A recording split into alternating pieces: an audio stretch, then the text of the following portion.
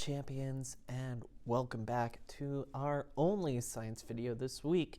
Yes, this week is parent-teacher conferences, so we do not have our science video on Thursday. But next week, we'll have all 4 videos, 2 social studies, and 2 science videos for next week. This week, 2 social studies, 1 science video.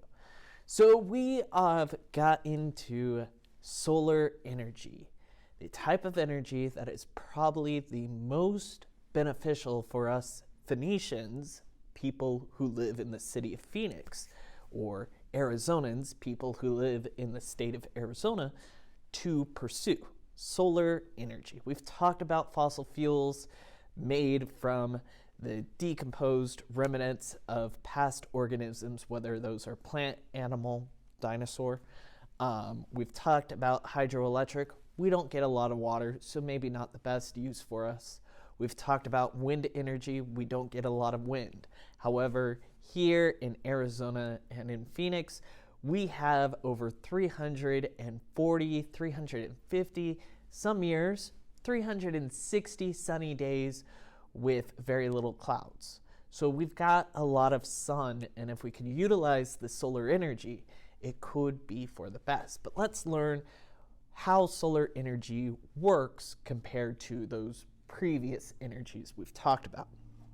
So without further ado, we're on Chapter 7, Solar Energy.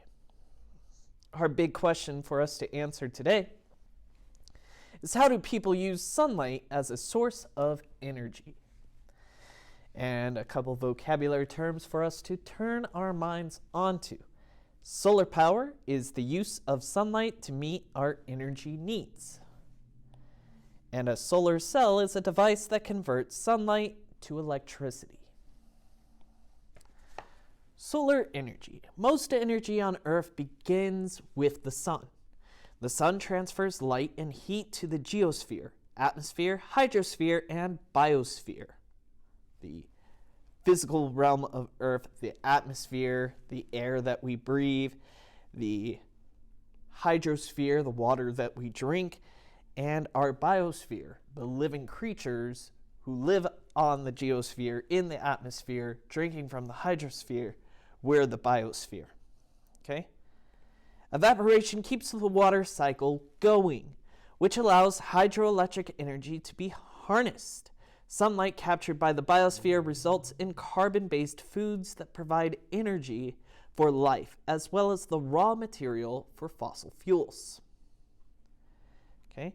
Solar power is the use of sunlight to meet energy needs. A solar cell is a technology that converts sunlight into electricity, and multiple solar cells can be assembled into panels, which can heat buildings or charge batteries. Here's an example of a solar panel with a whole bunch of tiny little solar cells that take in that solar energy and convert it into electricity or electrical energy.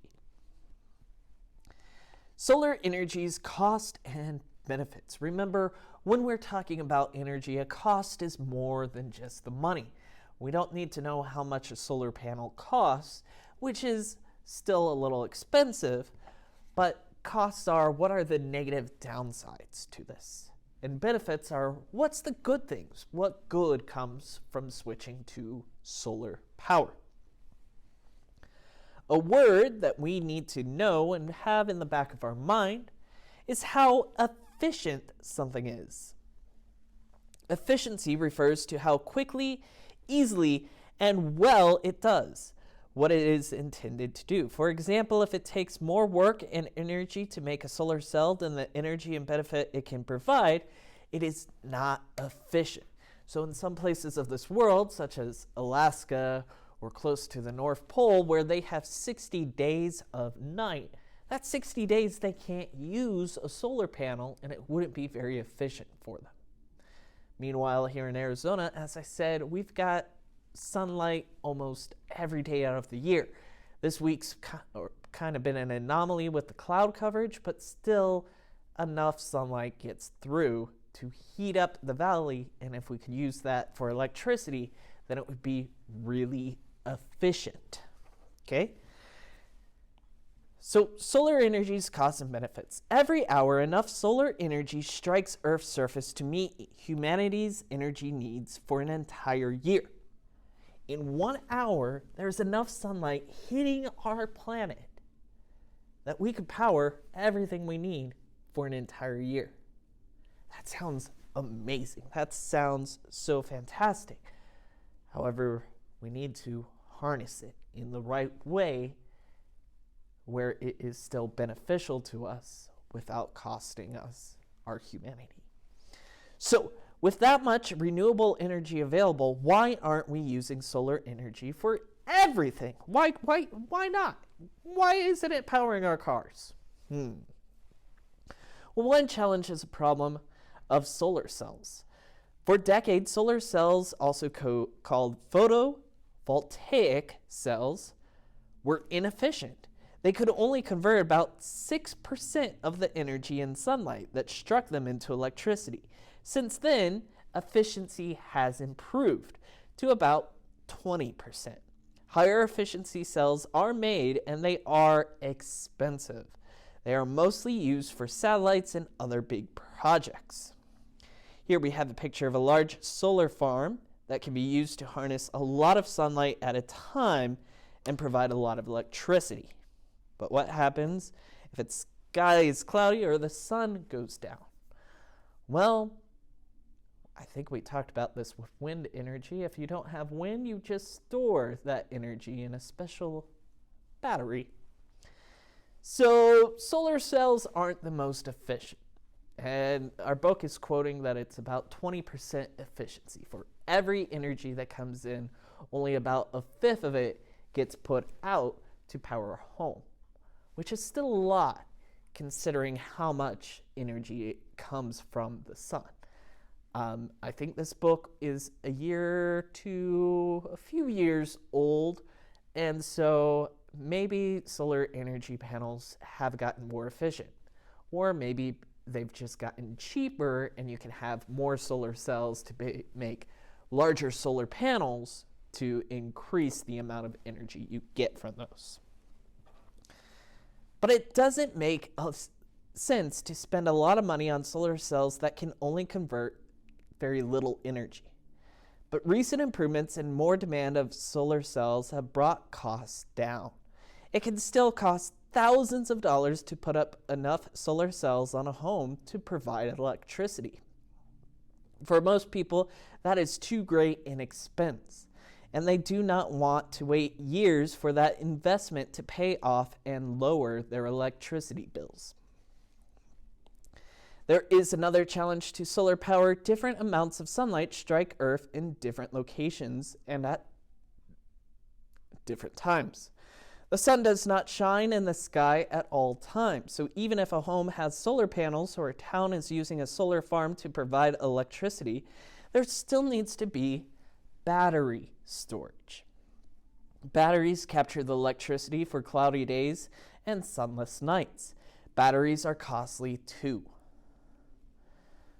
So, how do we make it more beneficial instead of being so costly? That is a cost that is directly related to money, but also it's not sunny for everyone all the time. Well, we can use indirect use of solar energy.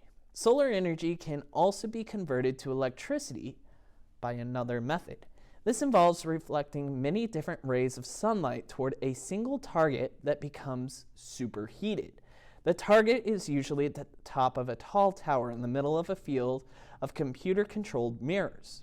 Liquid inside the target becomes heated to generate steam.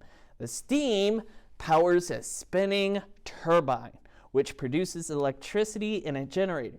Hot liquid can be stored in tanks and directed to the boiler later in the day when the sun is low.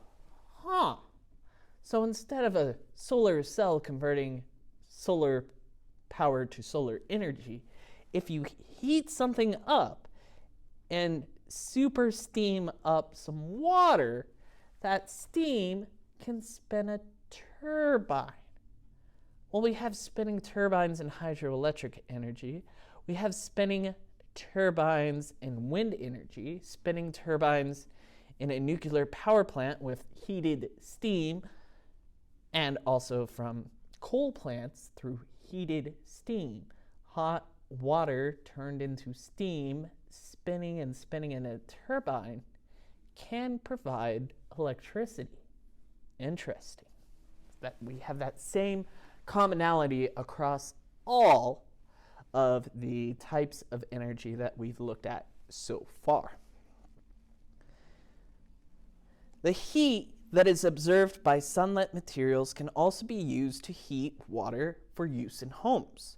Some homes are equipped with rooftop water heaters. A pump carries water or some other liquid to the rooftop unit. When it gets warmed by the sun, that liquid is then directed into a tank inside the home.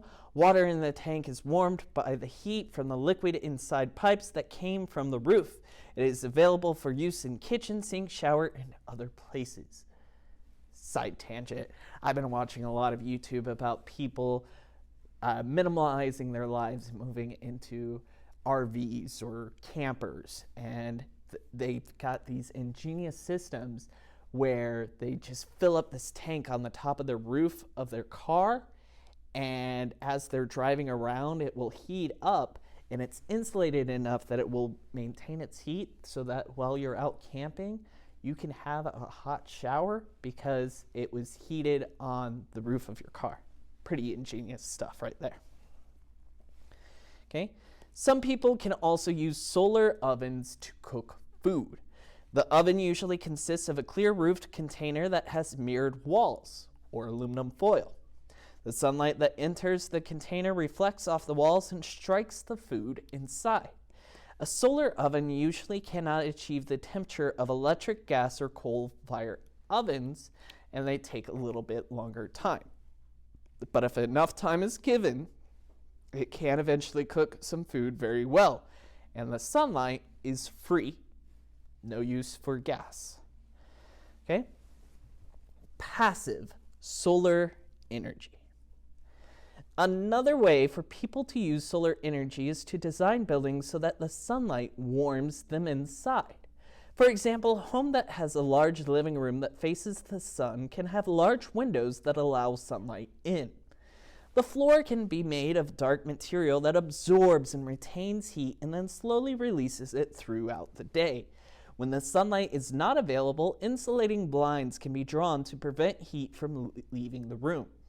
Here in Arizona, we have the opposite problem where we're usually trying to cool things off, so we need that lighter colored floor, smaller windows, blinds during the day, and open them at night to try to cool off. This kind of solar energy use is a passive kind. There are no active pumps or electrical devices or other sources of energy required. The architect or engineer studies how the sun moves throughout the sky at the site. Then they design a structure that uses materials in the best ways to let sunlight in, absorb all that sunlight, and heat that structure. Such designs can also focus on ways to keep sunlight out or cool the structure down. So if this place was built up north and they wanted to be hotter, they'd face the windows to the south to catch that winter sun, but build your roof so that you avoid direct summer sun. And your floors would absorb all that heat and slowly release it overnight so you don't have to use as much electricity or gasoline or natural gas to heat up your living quarters. So solar energy, one of the easiest ways that we as Arizonans can hopefully move to a future that's less dependent on our nuclear power by using this renewable resource, a resource we don't have to pay, a resource that has existed long before us and will last long after our current generation. So thank you for your time in studying about solar energy. You've got 5 to 10 questions to answer over on Google Classroom. Stay awesome, and I will talk to you real soon.